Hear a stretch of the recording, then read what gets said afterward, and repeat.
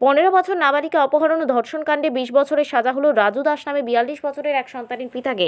18 জনের সাক্ষ্যবাক্য গ্রহণের পর দোষী সাব্যস্ত করে পক্সো ধারায় বেলোনিয়া জেলা ও দায়রা আদালতে বিচারক গোবিন্দ দাস বৃহস্পতিবার দুপুরে রাজু দাসের 20 বছরের কারাদণ্ড, 10,000 টাকা জরিমানা ও অনাদায়ে 2 বছরের কারাদণ্ডের রায় ঘোষণা করেন। নাবালিকা অপহরণ ও ধর্ষণ কাণ্ডের ঘটনা ঘটে গত 2021 সালের ফেব্রুয়ারি মাসের 28 তারিখ। রাজু দাসের বাড়ি বেলোনিয়া থানাধীন ঈশানচন্দ্রনগর এলাকায়। ঘরে বিবাহিত স্ত্রী সহ একটি কন্যা সন্তান রয়েছে। 15 বছর নাবালিকার সাথে পরিচয় হয় মামার বাড়িতে। পরবর্তী সময় নাবালিকাটি চোত্তাখোলা বাজারে উৎসবে আসার পর সবার অলক্ষ্যে নাবালিকাকে অপহরণ করে নিয়ে যায়। নাবালিকার পরিবার অনেক খোঁজাখুঁজির পর নাবালিকাকে না পেয়ে রাজনগর পিয়ারবাড়ি থানাতে মামলা দায়ের করে। এরপর বিলোনিয়া থানার পুলিশ তল্লাশি চালিয়ে রাজু দাস সহ নাবালিকাকে উদ্ধার করে নিয়ে আসে থানাতে। পুলিশ নাবালিকাকে পরিবারের হাতে তুলে দেওয়ার পর রাজু দাসের বিরুদ্ধে অপহরণ ও ধর্ষণের মামলা নথিভুক্ত করে বিলোনিয়া আদালতে সোপর্দ করে।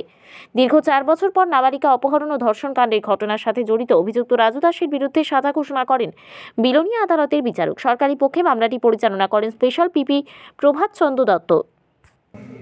আমি Shri Prabhat Chandra Dutta, special PP, special court Belonia.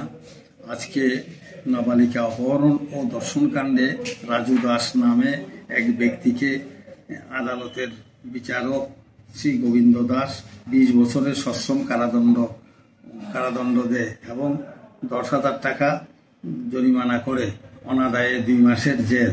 18 জনের সাক্ষ্য বাক্য গ্রহণ করা হয়। পক্সো ধারায় এই রায় দেন।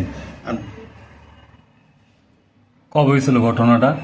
ঘটনাটা হয়েছিল 28/2/2021 তারিখ। নাবালিকার পরিবারের পক্ষ থেকে কি মামলা করা হয়েছিল? নাবালিকার পরিবারের পক্ষ থেকে মামলা করছে। কোন থানাতে মামলা করছিল? পিয়ারবাড়ি থানায়। পিয়ারবাড়ি থানাতে মামলা করছিল। রাজু দাসের বাড়ি কোন জায়গায়? রাজু দাসের বাড়ি বিলোনিয়া সুকান্ত।